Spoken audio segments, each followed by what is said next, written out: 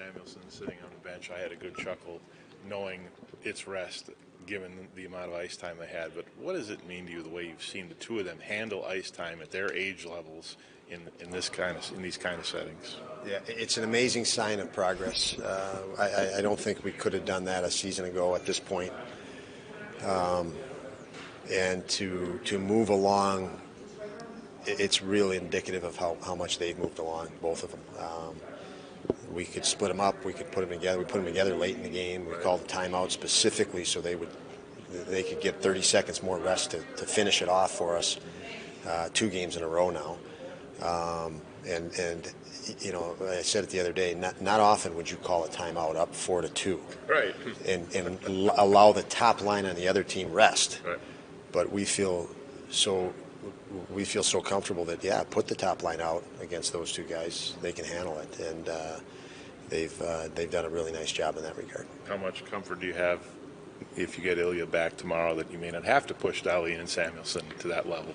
Yeah, that's where, you know, having Ilya out, having Jokiharju out, having Owen Power out is significant. I mean, and Jacob Bryson. I mean, right. You know, 4 of our 6 defensemen are out, and so to get Bush back tomorrow would be and probably will be a significant factor in helping at least give those two guys a little bit more rest in between shifts and in between and maybe overall total workload too. Is Owen kind of like Bryson? You got to wait till you get home to really see what you're dealing with?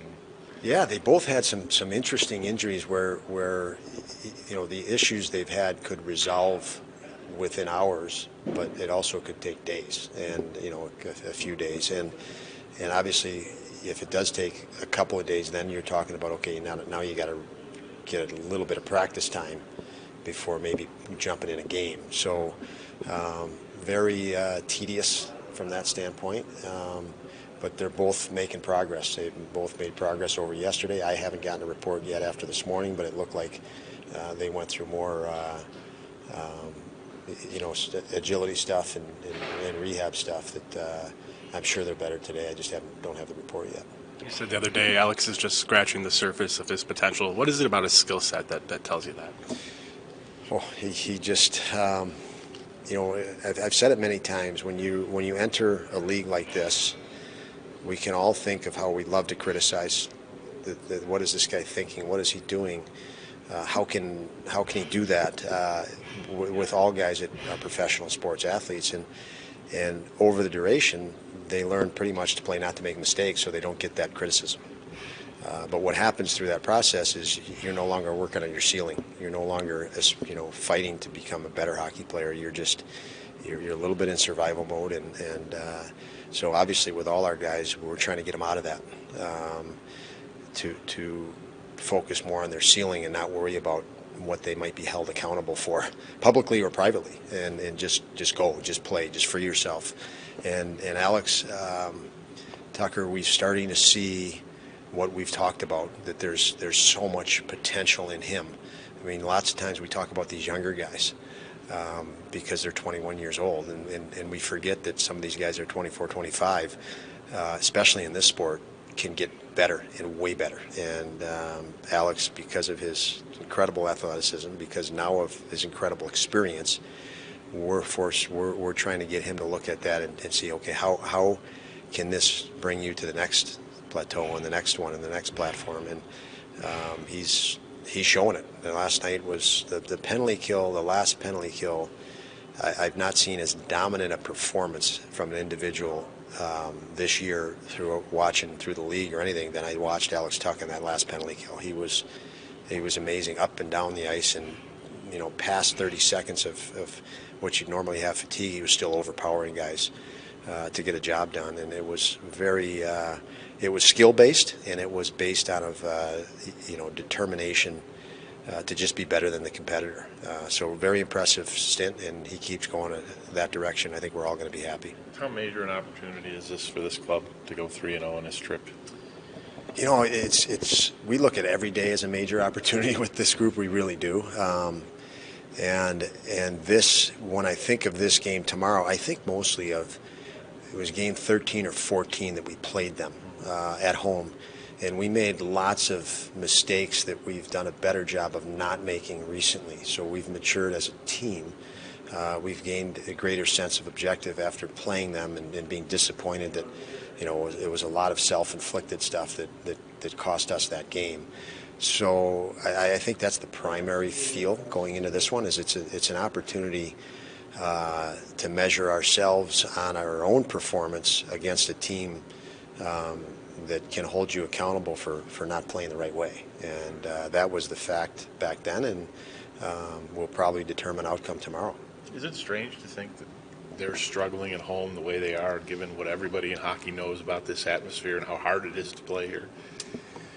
Yeah, well, it's always after the fact you try to make sense of things, and to make sense of it for me is there's always a little bit more pressure at home. There's always a little bit more distraction at home. Even you're on the road. I mean, these teams take road trips. They're our guys is a perfect example. There's no other responsibilities at home today. They're going to the hotel and they're going to be focused on a game. They got nothing else when they're teammates, and so sometimes that's a component. Just there's a lot more to distract you when you're at home. But who knows what it is? I don't follow them like it would our team, but yeah, there are components that make some sense, I guess, to that. But at the end of the day, they're a very, very talented team. I think with their amazing record on the road and not quite that at home, I think we better be ready for that. Obviously, I think they're going to be very well prepared for us, and it'll be a challenge. We walked into that room and everybody's talking about soccer, and you're on the ice saying World Cup shootout. Just elite athletes, when there's some elite game in another sport, how much do they just gravitate to it and they get fired up about it when it's not even their sport? They do. Everybody was watching it at the hotel this morning, and then right away they were timing it to get over here so they could see the end of it here at the rink. So, yeah, it's when you watch events like that, they're inspiring. That event is obviously amazing when you're looking at the country and histories involved. It's pretty special event. And then even the NFL game's on today. So the athletes, we all learn from different sports, and I think from competition itself, which is that commonality is it's all competition. It's competitor against competitor, whether it's football, hockey, soccer, whatever it is, and I think we can all identify with that. You mentioned about this team learning lessons throughout the season. What kind of lessons did they learn that they're using now from having 4 defensemen out earlier this season? Yeah, it's interesting. It's almost like you say learning lessons.